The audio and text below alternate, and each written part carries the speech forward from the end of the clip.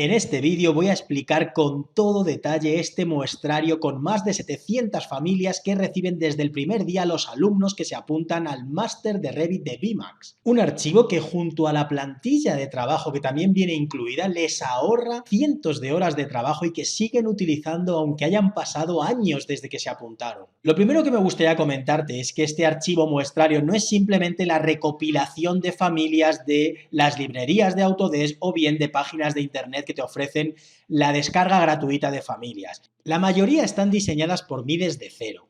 Y aquellas familias que sí que me he bajado de internet o bien de las librerías de Autodesk han pasado prácticamente el 100% de ellas un proceso de transformación con el objetivo de homogeneizarlas todas para que tengan el mismo idioma, la misma nomenclatura, la misma estructura de parámetros, diferenciando muy bien lo que son parámetros principales de parámetros secundarios, eliminación de un montón de parámetros informativos que nos ofrecen los fabricantes y que normalmente no son útiles para el equipo de diseño. Y sobre todo una parte que es muy importante, una representación gráfica con un estilo similar. Descargarse familias de internet es muy goloso. Es verdad que podemos encontrar todo tipo de familias de manera gratuita y con un simple clic de ratón podemos descargarlas y ampliar considerablemente nuestra biblioteca de familias de Revit.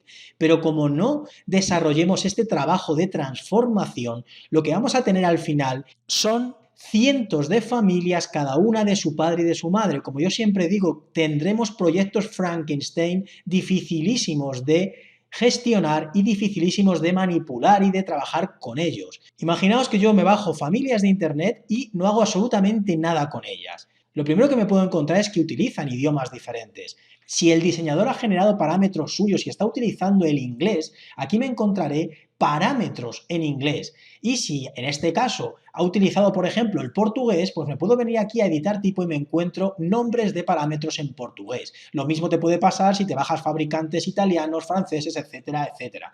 Al final, como digo, una locura en cuanto a nomenclaturas de parámetros en diferentes idiomas. Además, muchísimas veces en las ventanas de editar tipo los fabricantes incluyen muchísimos parámetros informativos que, como digo, no son necesarios y entonces al final tienes familias que pesan muchísimo y que van a cargar considerablemente tus proyectos. Pues fijaos, si tú estas familias las vas transformando poco a poco, al final lo que puedes conseguir es una estructura homogénea de parámetros. Parámetros donde se han cambiado los nombres para que todos sigan la misma estructura y por supuestísimo el mismo idioma y aquí en editar tipo simplificar todos los parámetros informativos que no son necesarios, incluso borrar información. El otro gran problema que podríamos tener con las familias de internet es el tema de la representación gráfica.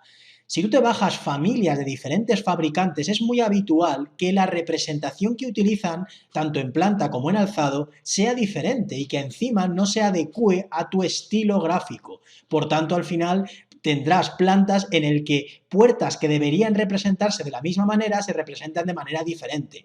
Además, son familias en las que su nivel de detalle alto, medio y bajo no se va a corresponder unas con otras y por tanto tampoco van a ser similares a las que tú pretendes conseguir en tus proyectos. Por ejemplo, aquí si yo me pongo en nivel medio, pues estas puertas que he diseñado yo, ya sean puertas normales, puertas de armario, puertas correderas, van a tener un sistema gráfico similar. Sin embargo, familias que te puedes bajar de internet, te puedes encontrar representaciones que no tienen nada que ver con la tuya. Por ejemplo, a nivel de detalle bajo, también te podría pasar que tú quieras una simplificación de las puertas y de las ventanas y te encuentres que las familias no tienen muy bien preparados los niveles de detalle y que no se parecen en nada. Entonces, todo este trabajo, por supuestísimo que lleva horas y que cuando tienes prisa, pues muchas veces dices, venga, me bajo familias de internet y a correr. Pero claro, eso siempre será un problema a medio y largo plazo. Quiero terminar la clase enseñándoos por separado los diferentes objetos que están incluidos en el muestrario. Empiezo enseñándoos las tipologías de muros, son tipologías que ya tienen todas las capas constructivas definitivas.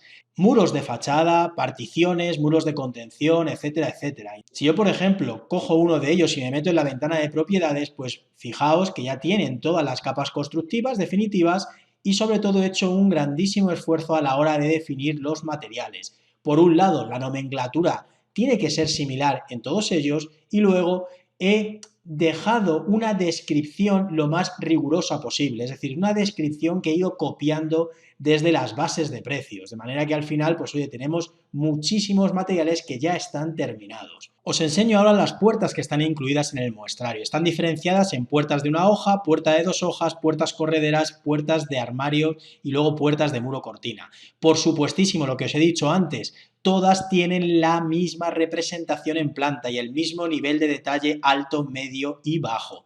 Además, en todas ellas he configurado los tipos de puerta más habituales, 62,5, 72,5 y 82,5. Y también son paramétricas en cuanto al tipo de picaporte, al tipo de moldura y las he diferenciado entre puertas con un panel liso y puertas con un panel a bandas, que también se pueden modificar el número de bandas.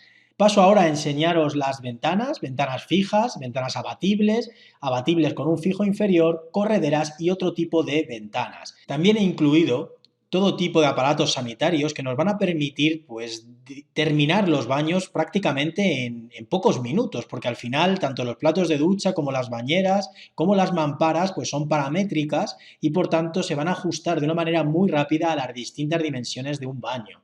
También tengo diferentes módulos de cocina que por supuesto pues también se pueden modificar para ajustarse a los diferentes diseños que necesitemos. En cuanto al mobiliario, pues veis que dejo una variedad de sillas, de mesas, de sofás, de estanterías y diferentes tipos de luminarias. Y termino mostrándoos una serie de paneles de muro cortina paramétricos que nos van a permitir diseñar fachadas en pocos minutos.